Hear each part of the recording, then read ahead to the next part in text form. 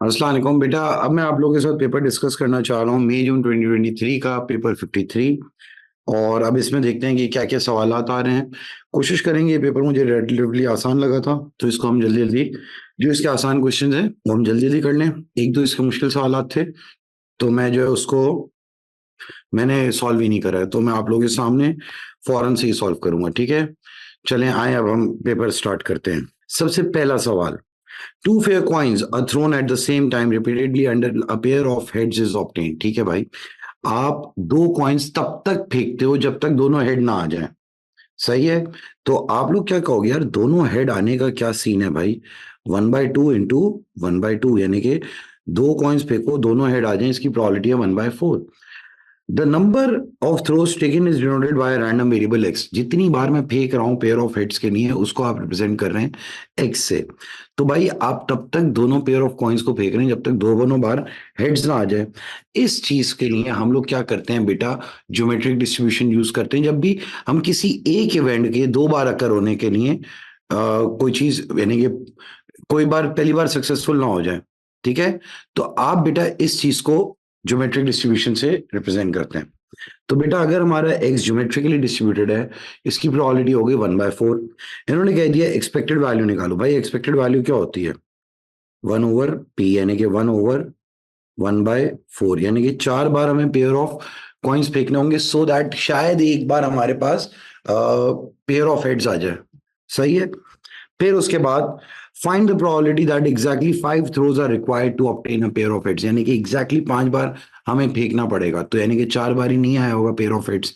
यानी कि अगर फर्ज करो पेयर ऑफ हेड्स आने की प्रोबेबिलिटी 1/4 है, तो पेयर ऑफ हेड्स ना आने की प्रोबेबिलिटी 3/4 हो गई। तो हम लोग क्या करेंगे बेटा, 5 बार फेंका है तो 4 बार पेयर ऑफ हेड्स नहीं आया, तो 3/4 की पावर 4 एंड 1/4।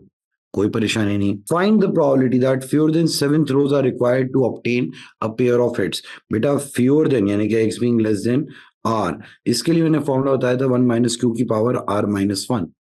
सही है, तो ये क्या हो जाएगा बेटा, probability of x being less then 7 is 1 - q की पावर 6 यानी कि 1 - 3/4 की पावर 6। तो बेटा ये सीधा सीधा ज्योमेट्रिक डिस्ट्रीब्यूशन का सवाल था जो कि बड़े आराम से सॉल्व हो गया। ठीक है, फिर उसके बाद अब हम लोग देखते हैं क्वेश्चन नंबर 2 क्या हो रहा है। Anil is a candidate in an election. Anil भाई कोई कैंडिडेट है इलेक्शन में और इसको 40% ऑफ द वोट्स मिले हैं। अनिल को बेटा 40% ऑफ द वोट्स मिले हैं और वोटर्स जो होते हैं बेटा डिस्क्रीट होते हैं। सही है, अब अगर बेटा हमारे पास वोटर्स डिस्क्रीट होते हैं तो हम लोग क्या करेंगे, इज चोजन। अब क्या बात हो रही है, use an approximation to find the probability कि भाई that one of the 120 voters between 36 and 54 inclusive voted for Anil. सही है, तो अब बेटा हम इसके लिए क्या करें, तो बेटा अब हम लोग यहाँ पे करेंगे क्या, हम लोग यहाँ पे ये देखेंगे कि भाई देखो 40% वोट्स मिले हैं। सही है, अब 120 वोटर्स हैं तो बेटा हमारे पास जो काउंट है वो बहुत बड़ा है, काउंट इज मोर देन 30। तो हमें क्या करना पड़ेगा, हमें बायनॉमियल से मूव होना पड़ेगा नॉर्मल की तरफ, क्योंकि इन्होंने क्या कहा है बिटवीन 36 एंड 54 इंक्लूसिव। यानी कि इन्होंने क्या मांगा है, एक्स बीइंग ग्रेटर देन और equal to 36 but less than और इक्वल टू 54। अब बेटा मैं इतनी बार तो बायनॉमियल लगाने से रहा, तो मैं यहाँ पे करूंगा क्या, मैं पहले mean number of Anil voters निकालूंगा। ठीक है बेटा, mean number of Anil voters निकलेंगे एनपी से, यानी कि 120 इंटू 0.4 विच मीन्स कि अनिल के मीन नंबर ऑफ वोटर्स होंगे 48। फिर वेरिएंस क्या हो जाएगी, एनपी क्यू विच इज 120 0.4 0.6, तो ये आ जाएगा बेटा क्या, 28.8।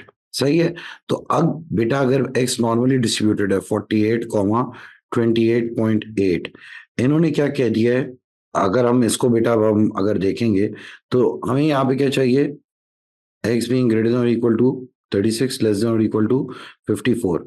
अब बेटा मैंने आप लोगों को एक चीज सिखाई थी कि यार जब भी आप बायनॉमियल से नॉर्मल जा रहे हो तो आपको कंटिन्यूटी करेक्शन लगाना पड़ता है। तो जब भी ग्रेटर देन और इक्वल टू होता है तो बेटा आप माइनस करते हैं 0.5, और लेस देन और इक्वल टू होता है तो आप बेटा प्लस करते हैं 0.5। तो यहाँ पे मैंने कंटिन्यूटी करेक्शन लगा ली। भाई मीन वोटर्स से हमारे 48, बेल कर्व बना लिया, और 54.5 आगे होगा और 35.5 पीछे होगा। ये वाला इन्होंने रीजन मांग लिया। तो बेटा अगर आपको ये वाला रीजन चाहिए तो आप इसकी जेड वैल्यू निकालेंगे। बेटा इसकी जेड वैल्यू कैसे निकलेगी? 35.5 की तो आएगी x minus mu upon standard deviation. ये भी क्या होगी? X minus mu upon standard deviation. दोनों जेड वैल्यूज आ गई। तो अब बेटा अगर आपने ये बीच का एरिया निकालना है तो ये इसी तरह से आ जाएगा। एंड आई एम श्योर इसमें किसी को मसला नहीं है। अच्छा, अगर कोई बच्चा कहता है कि सर मुझे डायरेक्टली कैलकुलेटर से करना है, मैं उसका भी तरीका बताना चाह रहा हूँ आप लोगों को। मेन्यू दबाया, 7 दबाया, यहाँ पे आपने नॉर्मल CD सेलेक्ट करा विच इज एट 2। बेटा आपने अब लोअर रख दिया -2.329, अपर रख दिया 1.211 इक्वल टू, बेटा आपका 0.8771 आ रहा है, देख लें डायरेक्टली। लेकिन आपने बेटा ये स्टेप्स शो करने हैं। देखो मैं सच्ची बात बोलूं, मैं खुद जब कर रहा होता हूँ तो बेटा मैं भी डायरेक्टली करता हूँ, लेकिन मैं स्टेप्स लाजमी शो करता हूँ।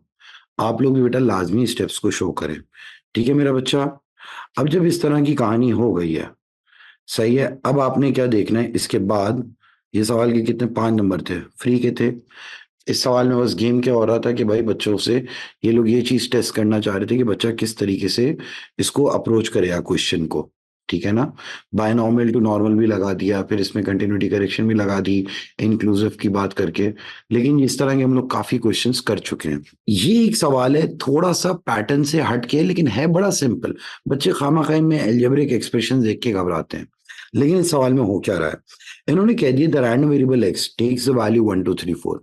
ये जो वेरिएबल एक्स है ना, इसकी वैल्यूज क्या आ रही है 1 से लेकर 4 तक। क्या कह दिया? Probability of x being equal to x is kx into x plus a। Probability of x being equal to x क्या है? kx into x plus a, where k and a are constants। ठीक है भाई, total understandable बात है। इन्होंने क्या कह दिया? Probability of given that probability of x being equal to 4 is equal to 3 times probability of x being equal to 2। यानी कि बेटा यहाँ पे x की वैल्यूज दे दी हैं। तो बेटा अगर मुझे चाहिए probability of x being equal to 4, तो मैं इसको कैसे लिख रहा हूँ बेटा?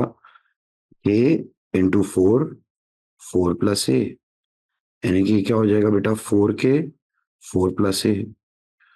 और अगर मैं कह दूं बेटा probability of x being equal to 2, तो ये क्या हो जाएगा? k इंटू 2, 2 प्लस ए, यानी कि क्या हो जाएगा बेटा? 2k 2 plus A.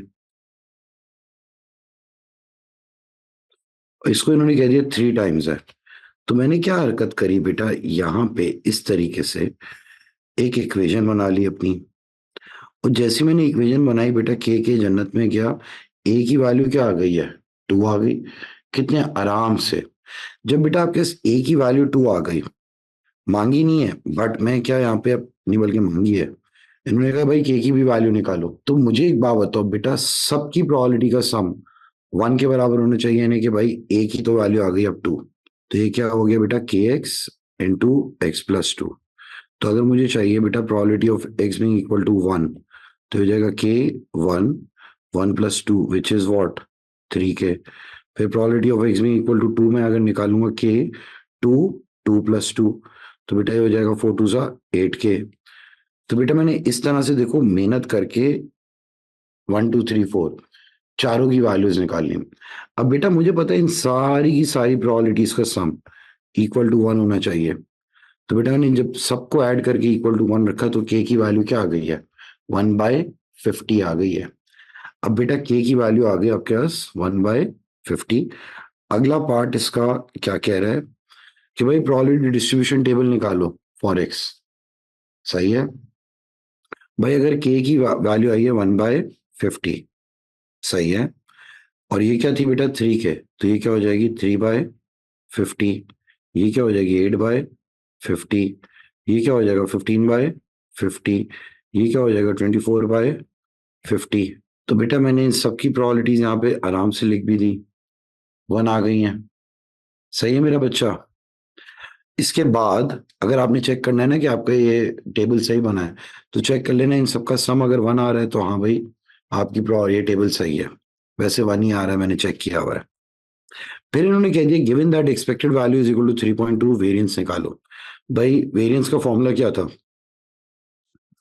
Summation of X square dot P of X minus expected value का square, X square dot P of X 1/3/50 plus 2 का स्क्वायर इंटू 4/25 प्लस 3 का स्क्वायर इंटू 3/10 प्लस 4 का स्क्वायर इंटू 12/25 माइनस 3.2 का square. तो बेटा बड़े आराम से आपके वेरिएंस भी आ जाएगी। अब यहां तक तो हमारे सवाल बड़े ही सिंपल चल रहे हैं। अब बेटा क्वेश्चन नंबर 4 पे आते हैं। ये भी एक सिंपल सा सवाल है, बट फिर वही वाली बात करना है। मैंने ये इसको छोड़ा है, 5 को भी छोड़ा है, 6 में ने कर दिया था, 7 को भी छोड़ा है मैंने, जानबूझ के छोड़े हैं बेटा मैंने क्वेश्चंस। अब टेबल में वैल्यू सिंप्लीफाई करनी होती है, एमएस में सिंप्लीफाइड नहीं होती है बेटा। मार्किंग स्कीम में सिंप्लीफाइड हो ना हो, आप बेटा आप लोग मार्किंग स्कीम देखते क्यों हो यार? आप लोगों ने मुझसे पढ़ा है, आप लोगों को तो मार्किंग स्कीम बनानी चाहिए। थोड़ा सा अपने ऊपर कॉन्फिडेंस लो भाई। इतना हम लोगों ने इन डेप्थ एक एक चीज को पढ़ा है बेटा। आप इसको सिंप्लीफाई करो ना करो कुछ फर्क नहीं पड़ता है, मैं टेबल में सिंप्लीफाई करके लिखता हूँ।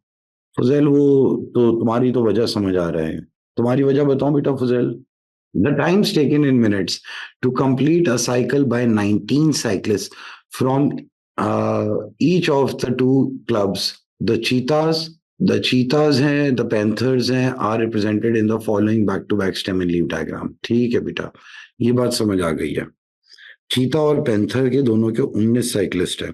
इन्होंने फिर बेटा back to back stem and leaf बना के आपको इज्जत से वो भी दे दिया है, की भी बना के दे दिया है कि भाई 9791 का मतलब है 97 minute for cheetahs and 91 minute for panthers. Okay, find the median and interquartile range times for cheetahs. बेटा चीतास को देखना है हमने।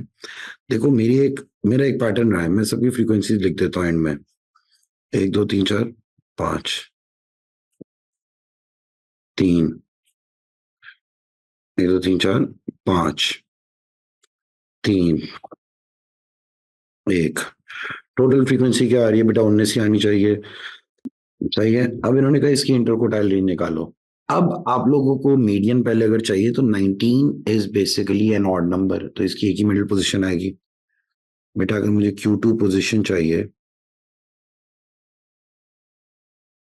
19 + 1/2 विच इज 10th पोजीशन। बेटा 10th पोजीशन पे क्या है? 2 5 7 8 9 10, तो बेटा 99 हो गया मिनट्स, 99 मिनट्स हो गया मीडियन।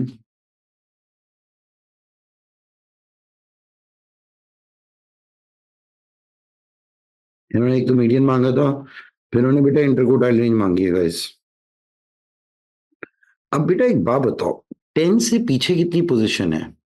9 पोजीशन है। 9 भी एक ऑड नंबर है भाई। पहले तो मैं इसको हाईलाइट कर देता हूँ ना बेटा, जरा हमारी आसानी के लिए। ये रहा हमारा Q2, सही है। अब मैं देखता हूँ ये रहा Q2 Q1, इससे पीछे बेटा 9 पोजीशंस है। 9 भी एक हमारे पास ऑड नंबर है, तो LQ पोजीशन अगर मुझे चाहिए तो मैं क्या कर दूंगा बेटा, 9 + 1/2 विच इज 5th पोजीशन। बेटा 5th पोजीशन पे देखो क्या लिखा हुआ है, 1 2 3 4 5।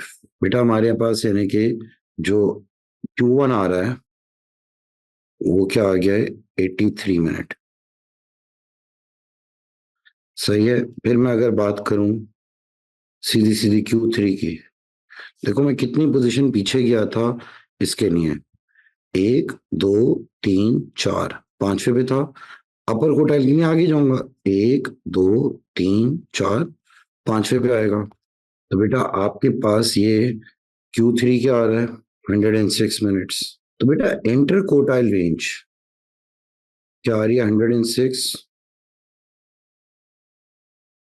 - 83, 23 मिनट्स आ रही है।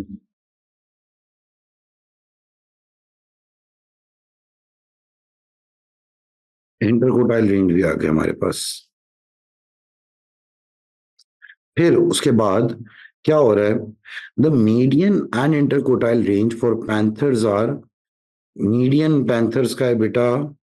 ओके, अब हम क्या कह रहे हैं भाई, मीडियन फॉर पैंथर्स इज 103 और इसकी इंटरकोटाइल रेंज है 14 मिनट्स। अच्छा, अब एक चीज हमें नोटिस करो जरा आप लोग बेटा गौर से, इसका मीडियन 99 है, इसका 103, यानी कि बेटा जो पैंथर का मीडियन है वो हाई वैल्यू है।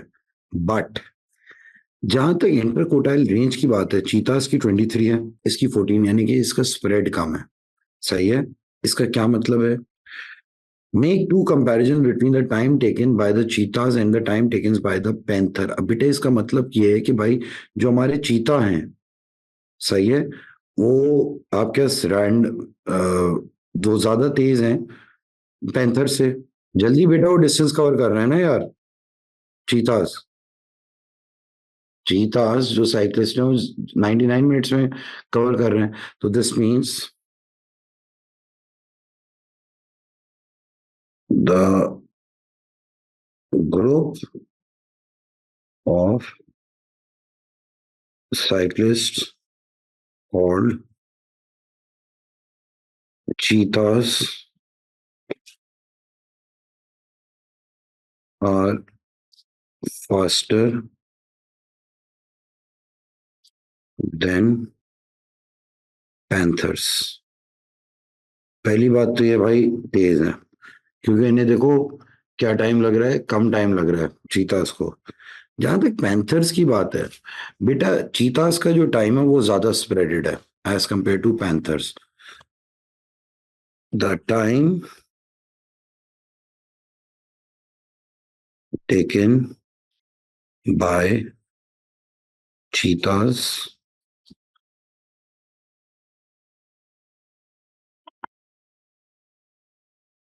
is more spreaded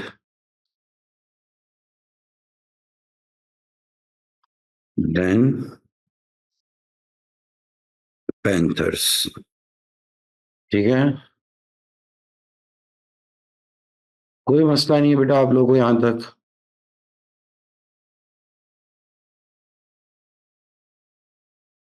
अब आप लोग क्या करेंगे, जरा इसको जरा आप लोग समझें। बेटा जब हमारे पास ये कहानी हो गई, सही है, तो आप लोग ये कर सकते हैं कि अनदर साइक्लिस्ट कैनी, सही है, from the cheetahs took also took part in the race. बेटा ठीक है, एक और ग्रुप है कैनी, नहीं another cyclist Kenny from the cheetahs also took, अच्छा कैनी एक नया इंसान है in the race. The mean time taken by the 20 cyclists from the cheetahs was 99 minutes। ठीक है, मीन टाइम आ गया। Find the time taken bye केनी to complete the race. अब बेटा केनी को कितना टाइम लगा होगा, सही है। अब बेटा अब मीन टाइम आ गया टोटल। तब मैं ये देखता हूं कि भाई वैसे 19 लोगों का कितना टाइम था, हमें वो लिखना पड़ेगा बेटा। 19 लोगों का टाइम, 19 लोगों का टाइम के 78 प्लस 79,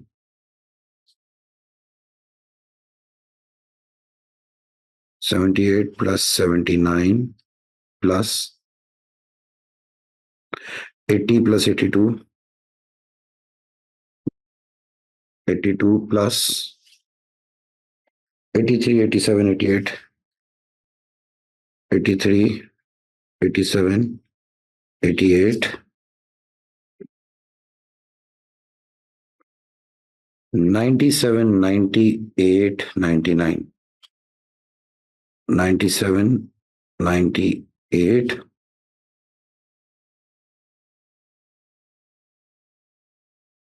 99, 101।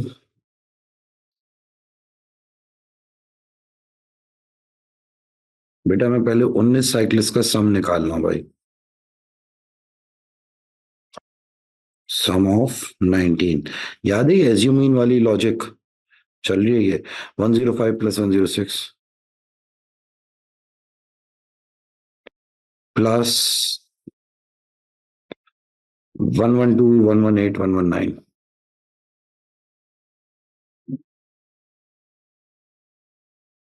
124। तो बेटा मैं अब सम निकाल रहा हूँ 19 साइकिलिस्ट का। ये क्या आ रहा है बेटा, 78 plus 79 plus 80 plus 78 plus 79 plus 80 plus 82 plus 83 plus 87 plus 88 plus 97 plus 98 plus 99 plus 101 plus 103 plus 103 plus 105 plus 106 plus 112 plus 118 plus 119 plus 124. बेटा 1862 1862 बेटा 19 साइकिलिस्ट का पहले टाइम था 1862 मिनट्स। अब ये लोग क्या कह रहे हैं कि भाई जब ये केनिया है ना तो 20 साइकिलिस्ट का मीन हो गया है 99 मिनट। यानी क्या मीन ऑफ 20 क्या होता है summation of x of 20 upon n।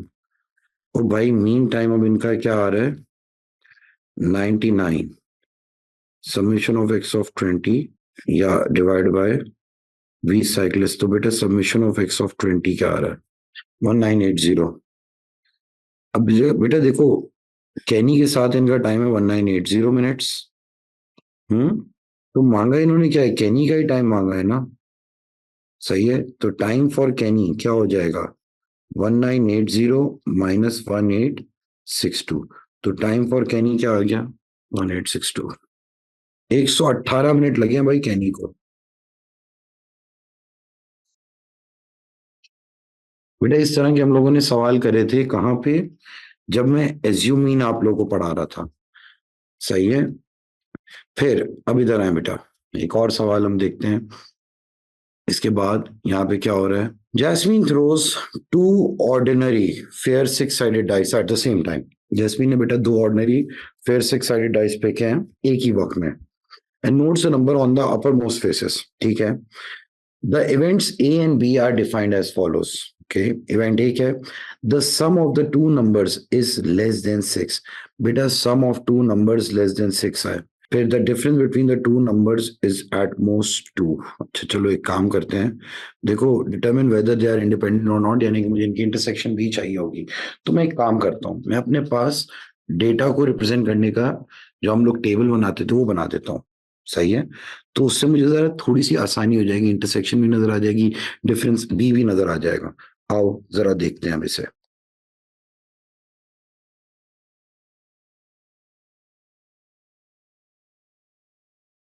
1 2 3 4 5 6 मैं डिफरेंस भी डालते जाऊंगा और ये भी डालते जाऊंगा। मैं इसलिए जरा इनको थोड़ा सा ब्रॉड बना रहा हूँ।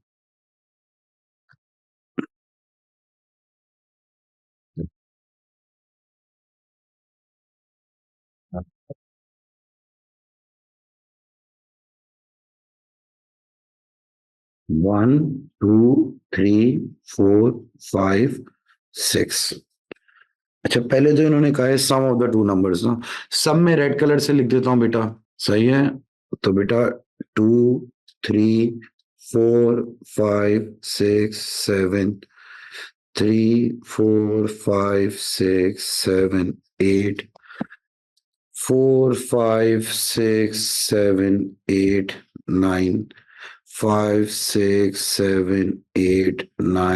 10 6 7 8 9 10 11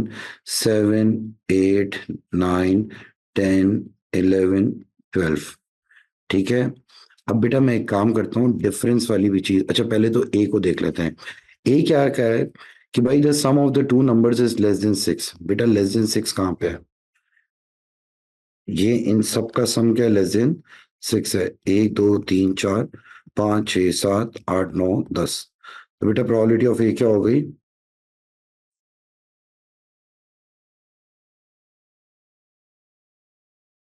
10/36।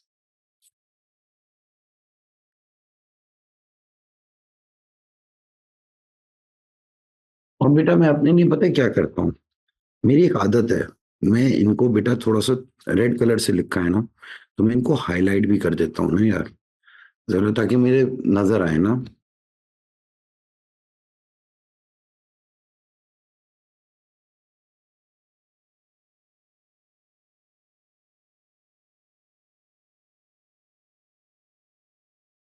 चलो भाई ये ए हो गए अजीब से गंदे से कलर से।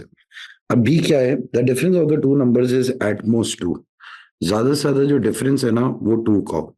अब यार टू का डिफरेंस, अब यहाँ पे इन दोनों का डिफरेंस क्या है? जीरो। इन दोनों का डिफरेंस क्या है? One, two, three, four, five. बेटा यहाँ पे डिफरेंस वन है, फिर यहाँ पे डिफरेंस जीरो है, यहाँ पे डिफरेंस वन है, यहाँ पे टू, थ्री, फोर। बेटा डिफरेंस टू का, डिफरेंस वन का, डिफरेंस जीरो का, डिफरेंस अल्लाह वन का, डिफरेंस टू का, डिफरेंस थ्री का, यहाँ पे डिफरेंस थ्री का, फिर टू का, फिर वन का, फिर जीरो का, फिर वन का डिफरेंस, फिर टू का डिफरेंस। बेटा मैं जो है ना डिफरेंस के हिसाब से बना रहा हूँ, four, three, two, one, zero, one. बेटा five, four, three, two, one, zero. यानी डिफरेंस के बना दिए। लेकिन अब इन्होंने कहा है कि difference between the two numbers is at most two. यार एटमोस्ट का क्या मतलब होता है भाई? ज्यादा से ज्यादा जो इसका डिफरेंस है ना वो टू का हो। अब ज्यादा से ज्यादा टू का अगर डिफरेंस हो, यानी कि हमारा डिफरेंस क्या क्या आएगा? Less than two. अब बेटा हमें यहाँ बैठ के गिनने पड़ेंगे भाई। एक, दो, तीन, चार, पाँच, छ, सात, आठ, नौ, 10, 11, 12, 13, 14, 15, 16, 17, 18, 19, 20, 21, 22, 23, 24। ये 24 इवेंट्स हैं जिनका डिफरेंस लेस देन टू का है। तो बेटा प्रोबेबिलिटी ऑफ बी क्या आ गई हमारे पास? 24/36। अब इन्होंने पूछा बेटा क्या ये इंडिपेंडेंट है कि नहीं। अब मैं देखूंगा कि यार इन दोनों में इंटरसेक्शन कहाँ पे आ रही है, यानी कि कॉमन आउटकम्स कहाँ पे हैं। तो बेटा probability of A intersection B देखते हैं हम लोग। एक ही में जब दोनों, एक, दो, तीन, चार, पाँच, छ, सात, आठ, बस यहीं पे दोनों आउटकम कॉमन है, 8 दफा कॉमन है। सही है। यानी बेटा 3 1 पे, 3 2 पे, 3 3 पे, 2 1 पे, 2 2 पे, 2 3 पे, 1 1 पे, 1 2 पे, 1 3 पे कॉमन है ये। तो बेटा 8 बार कॉमन है, तो ये हो गया 8/36। अब आपने बेटा क्या देखना है? इंडिपेंडेंट देखना है ना। तो आप लोग क्या कह देंगे भाई? Probability of A intersection B, probability of A into probability of B. यानी कि बेटा 8/36, 10/36 इंटू 24/36। अब बेटा ये दोनों तो बराबर नहीं है, तो आप लोग क्या लिखेंगे? Since probability of A intersection B is not equal to probability of A into probability of B. Therefore, A and B are not independent events.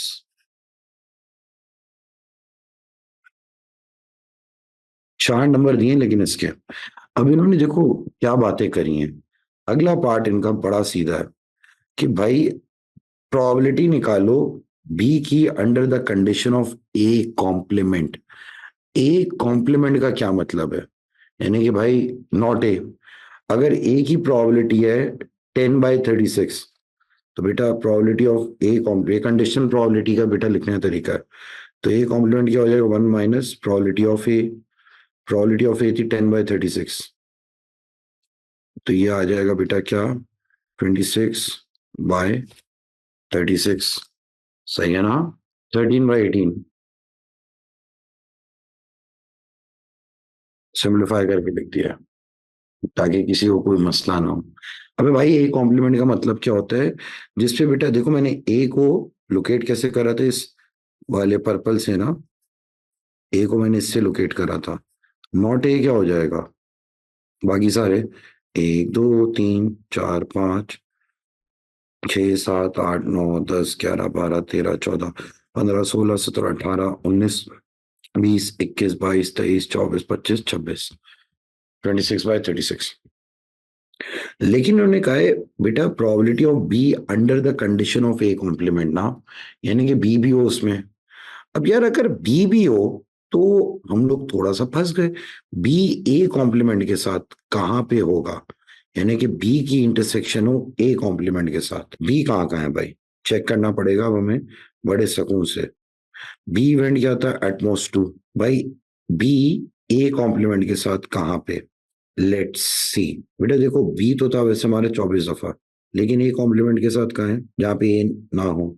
एक, फिर दो, तीन, चार, पांच, छ, सात, आठ, 9, 10, 11, 12, 13, 14, 15, 16। यहाँ पे बेटा ये क्या इवेंट है हमारा, बी इंटरसेक्शन नॉट ए। सही है बेटा, कोई मसला है किसी को यहां तक। अब बेटा आपने देखे ए कॉम्प्लीमेंट निकाल लिया, अब बी के ना होते हुए ए कॉम्प्लीमेंट की बेटा वो क्या थी, probability of B intersection A complement. ये हमारा आया था बेटा 16/36, मैंने काउंट करके भी आपको दिखाए थे। तो आप लोग अब बेटा करेंगे क्या, तो बेटा अगर कभी भी आपसे कह दिया ना B under the condition of A complement, ये क्या हो जाएगा, B intersection A complement divide by probability of A complement.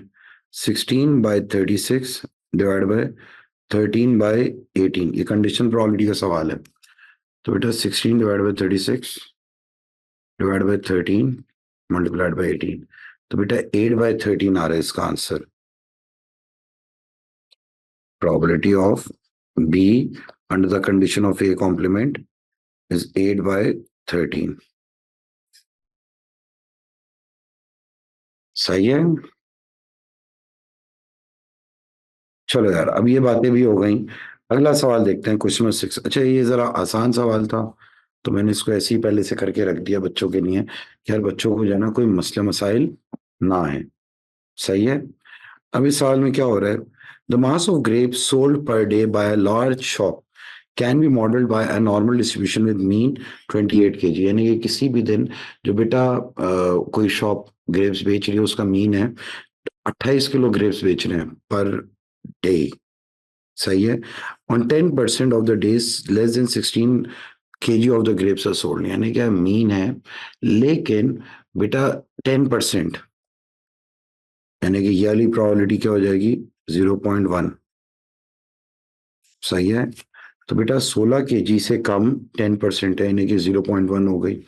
अब इस पे जो z वैल्यू होगी वो होगी -a। सही है।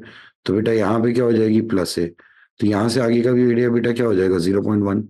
तो हम लोग क्या ये बात कह सकते हैं, z being less than a is equal to 0.9। सही है।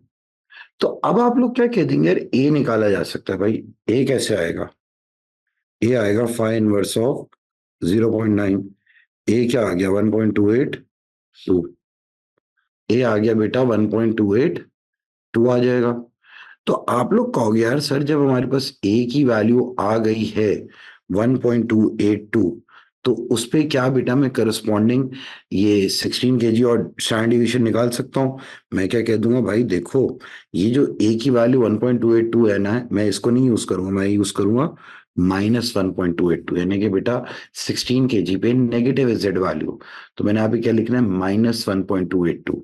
तो अब ये क्या हो जाएगा बेटा 16x minus mu upon standard deviation is equal to -1.282। तो बेटा स्टैंडर्ड डिविएशन आ जाएगी आपके पास 9.36। कोई परेशानी नहीं है बेटा। और बेटा ये वही वाला था हमारा इनवर्स प्रोबेबिलिटी से जेड वैल्यू निकालने वाला गेम, तो ये सिंपल था यार, ये ऐसा इतना मुश्किल था नहीं है। फिर उसके बाद the mass of grape sold on any day is independent of the mass sold on any other day, किसी एक दिन जो बेटा मास बिक रहा है वो अगले दिन पे से इंडिपेंडेंट है। 12 दिन चूज कर लिए रैंडमली। अब बेटा यहाँ पे नंबर ऑफ डेज जो चूज करे हैं वो फिक्स है, डिस्क्रीट है, तो बेटा n हो गया 12। Find the probability that less than 16 kgs of sold on more than 2 of these days. मेरा डिजायर्ड दिन कौन से, यहाँ पे लेस देन 16 kg बिके हों, अरे यार लेस देन 16 kg की प्रोबेबिलिटी है 0.1, तो मैं अगर बायनॉमिली डिस्ट्रीब्यूट करूं तो ये 12, 0.1 हो जाएगा। और मोर देन 2 का है ना, probability of x being greater then 2। अरे यार ग्रेटर देन 2 क्या हो जाता है, 1 minus x being less than और इक्वल टू 2। सही है, तो अब बेटा ये क्या हो जाएगा, सिंपल 0 1 2 बायनॉमियल लगा के आप लोग बड़े आराम से इसका आंसर निकाल लेंगे। गाइस किसी को कोई मसला नहीं है, पक्की बात है। फिर इसके बाद इन्होंने क्या बात बोली है, in a random sample of 365 days, एक रैंडम सैंपल है बेटा 365 दिनों का। अब नंबर ऑफ डेज देखो, पहले 12 थे, अब इतने ज्यादा हो गए। अच्छा, नंबर ऑफ डेज डिस्क्रीट होते हैं। अब जब बेटा आप काउंट बढ़ाते हो तो आप बायनॉमियल से किस तरफ मूव हो जाओगे, नॉर्मल की तरफ। अच्छा, लेकिन यार अब इन्होंने मांगा क्या है, in a random sample of 365 days, on how many days would you expect the mass of grapes sold to be within 1.3 standard deviation of the mean? बेटा मैंने रिकॉर्डिंग में विद इन 1.3 स्टैंडर्ड डिवीजन या with in 1 standard division, with in 2 standard division, इसका concept जानबूझ के कराया था ताकि आप लोगों को समझ आए। याद है बेटा आप लोगों का लेक्चर भी जो था उसमें मैंने with in 1 standard division, with in 2 standard division की प्रोबेबिलिटीज निकाल के दिखाई थी। विद इन 1 स्टैंडर्ड डिवीजन मैंने निकाल के दिखाई थी 0.6826, यानी कि 68.26% ऑफ द डेटा फिर लाई करता है विद इन 1 स्टैंडर्ड डिवीजन। फिर मैंने बताया था within 2 standard deviation 95.44% of the data lie करता है। प्रोबेबिलिटी मैंने कैलकुलेट करके दिखाई थी 0.9544। याद है ये कहानियां हर एक जगह पे मैंने करी थी। हाँ सॉरी, जज्बाती हो गया, सांस लेना भूल गया मैं। लेकिन ये कहानी हम लोगों ने करी है।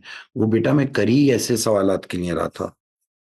अब इन्होंने कहा with in 1.3 standard division of the mean, तो पहले मैं तो प्रोबेबिलिटी निकालूंगा। सही है, तो बेटा अगर मैं प्रोबेबिलिटी निकालूंगा 1.3 standard division of the mean पे, तो बेटा ये वैल्यू होगी मीन माइनस 1.3 स्टैंडर्ड डिवीजन, ये होगा मीन प्लस 1.3 स्टैंडर्ड डिवीजन। तो बेटा अगर फर्ज करें मुझे इसकी प्रोबेबिलिटी चाहिए, पहले तो मैं किसी एक दिन की देखूंगा, फिर जब एक दिन की आ गई, सही है, तो फिर हम उसको क्या करना होगा, multiplied with 365 days, number of days आ जाएंगे। तो पहले तो मैंने किसी एक दिन की निकाली प्रोबेबिलिटी, वो क्या है बेटा 0.8064। कितने, अच्छा मैं अब एक एग्जांपल दे रहा हूँ, नंबर ऑफ डेज मेरे डिजायर्ड कैसे आएंगे। बेटा फर्ज करो मैं आपसे कह रहा हूँ कि मैं पढ़ा रहा हूँ 200 बच्चे, कोई भी बच्चा मेरा पास होता है इसकी प्रोबेबिलिटी है 0.7।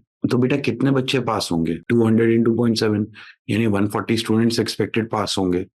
यहाँ पे भी क्या हुआ, किसी भी एक दिन 1.3 standard division of the mean की प्रोबेबिलिटी आ गई 0.8064। टोटल दिन कितने भाई साल में, 365। तो कितने ऐसे दिन होंगे जिसमें इसने with in 1.3 standard division of the mean निकाला होगा, 294। सही है मेरा बच्चा, कोई मसला नहीं आता किसी को। यहां तक बेटा आई एम श्योर आप लोग सब साथ हो गए मेरे। अब बेटा ये हमारा आखिरी सवाल है। इस सवाल में क्या हो रहा है, find the number of different arrangements of the 10 letters in the word Casablanca in which the two Cs are not together. ओ भाई पहले तो मुझे एक काम करना पड़ेगा, मुझे थोड़ी सी मेहनत करनी पड़ेगी। मैं इन अल्फाबेट्स को अपने अंदाज में लिखना चाह रहा हूँ। बेटा दो सी हैं, ए कितने हैं, एक, दो, तीन, चार, चार ए हैं। फिर बेटा एस एक है, बी एक है, एल एक है, एन एक है। सही है। अब बेटा इन्होंने क्या कह दिया, find the number of different arrangements of the 10 letters in the word Casablanca in which the two Cs are not together. या दो सीज साथ में हो। अब इसका क्या मतलब है, दोनों सीज आपस में सेपरेटेड हो। भाई अगर मैंने दोनों सीज को सेपरेट रखना है तो मैं अपने रिमेनिंग अल्फाबेट्स देखूंगा। रिमेनिंग अल्फाबेट्स कौन से हैं भाई, तीन, चार, एस, बी, एल, एन। सही है। अब बेटा यहाँ पे हो गया 8 फैक्टोरियल अपॉन 4 फैक्टोरियल। बेटा इसके बीच में गैप्स कितने हैं, बेटा इसके बीच में गैप्स है 9। 9 में से एक गैप में एक सी आया, बाकी 8 में से एक और सी आया। और बेटा डिवाइड कर दिया आपने किससे, सिंस दो सी दोनों के दोनों सेम है, तो डिवाइड कर दिया बेटा आपने 2 फैक्टोरियल से। तो मेरा बच्चा मेरी कोई थोड़ी सी हेल्प कर देगा, 1060,480।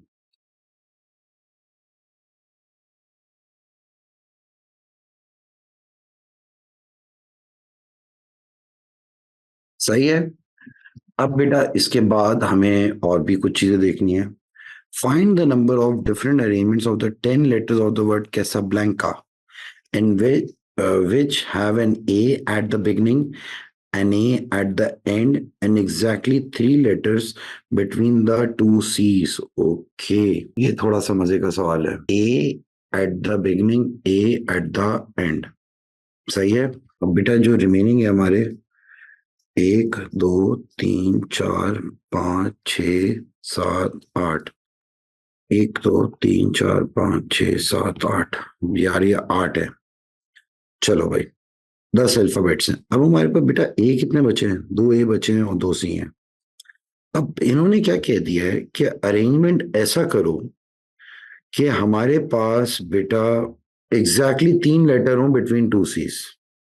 एग्जैक्टली 3 लेटर आ जाएं बिटवीन 2 सीज। अब ऐसा कैसे हो सकता है यार? अब एक काम करते हैं बेटा, अगर मैं यहाँ पे सी रखूं 1 2 3, फिर यहाँ पे सी रख दिया, एक ये तरीका है।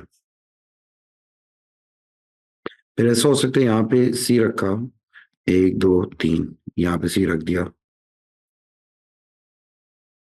फिर ऐसा हो सकता है बेटा यहाँ पे सी रख दिया 1 2 3, यहाँ पे सी आ गया। फिर बेटा ऐसा हो सकता है कि हम लोग यहाँ पे एक सी रखें, ठीक है, 1 2 3, फिर यहाँ पे सी आ गया। ठीक है मेरा बच्चा, इन्होंने क्योंकि ये कहा है एग्जैक्टली 3 लेटर्स ही हों इन बिटवीन। ओके, अगर मैं यहाँ तक चला गया, यहाँ पे अगर सी रखूं, नहीं।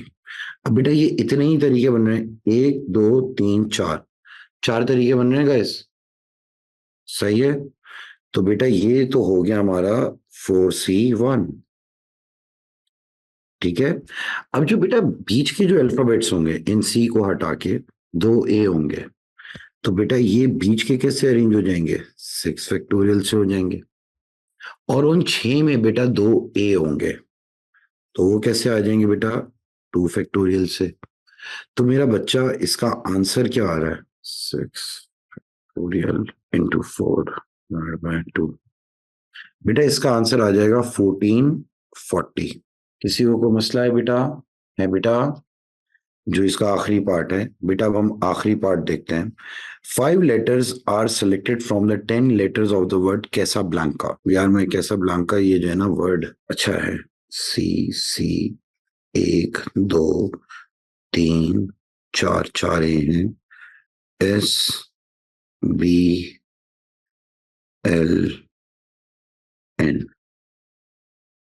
4 2 6 7 8 9 10, 10 हो गई हमारे। अब मैं बेटा मैं जानबूझ के गाइस ब्रेक करके लिखता हूँ ताकि सिलेक्शन वगैरह इन सब चीजों में मुझे आसानी हो जाए। Find the number of different selections in which the 5 letters include at least 2 A's and at most 1 C। अच्छा, इसमें क्या हो जाएगा जरा थोड़ा सा सोचते हैं। कम से कम 2 A हों और हमने बेटा सिर्फ 5 लेटर्स को सेलेक्ट करना है। यार अगर मैंने 5 लेटर्स को सेलेक्ट करना है और इन्होंने कहा है एटमोस्ट 1 C, यानी कि ज्यादा से ज्यादा एक सी हो सकता है। ऐसा हो सकता है कि एक भी सी ना हो। सही है ना बेटा? तो इसमें तो हमें यार सिचुएशंस बनानी पड़ेगी, लंबी होगी। चलो करते हैं, कोई मसला नहीं बेटा। मैं एक काम करता हूं, पहले मैं बनाता हूं 4A नो सी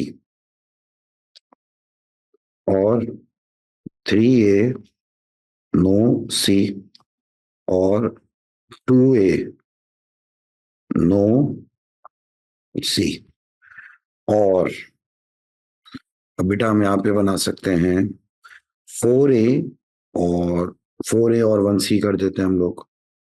4A 1C। सही है बेटा। फिर हमने क्या करा, नो सी डाल के देख लिया। फिर उसके बाद हमने क्या हरकत करी बेटा, 3A 1C। फिर हमने क्या करा बेटा, 2A 1C। तो मैंने सारी की सारी चीजों को कवर अप कर दिया। अब गाइस लिसन, अगर 4A लाजमी हो तो बेटा चारों ए तो फिक्स हो गए। ये तो फिक्स है, सेलेक्ट करने ना खाली, सी नहीं आ सकता, ये तो चारों हैं, ये आ ही नहीं सकते। अब हमारे पास बचे क्या, चार बचे ना, इन चार में से कोई एक हमें और चाहिए होगा, इन चार में से गाइस हमें कोई एक और चाहिए होगा, तो मैं इसको लिख सकता हूँ बड़े आराम से, 4C1।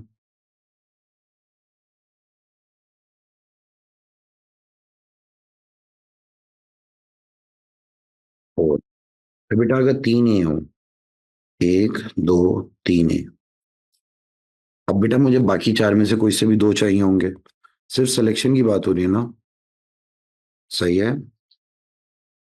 तो बेटा हम इसे लिख देंगे 4C2, 4C2 होता है 6। बेटा अगर मैं कह दूं दो ए हैं, अब मुझे तीन चाहिए होंगे, तो हो जाएगा 4C3 विच इज 4। लेकिन अब क्या है बेटा, चार ए हैं और एक सी है, एक, दो, तीन, चार और एक सी है। अरे यार, और तो कोई ऐसा एक ही बार हो सकता है ना, तो मैं इसको सीधा सीधा लिख दूंगा 1। एक ही तरीका है भाई, सही है। फिर उसके बाद बेटा तीन ए हो और एक सी हो, तो बेटा मैं बाकी चार में से कोई एक आऊंगा, 4C1। फिर ऐसा हो सकता है बेटा दो ए हो और एक सी हो, तो बेटा बाकी चार में से मुझे कितने चाहिए होंगे, दो। तो बेटा ये क्या आ जाएगा, 4C1 4 है और 4C2 6 है। बेटा अब आपने इन सबको ऐड कर दिया, तो ये क्या आ रहा है, 4+6+4+1+4+6। बेटा 25 इसका आंसर होगा, और कोई तरीका नहीं है। सही है मेरा बच्चा, कोई इशू नहीं। और यहां भी जाके बेटा हमारा ये वाला पेपर भी एंड हो गया।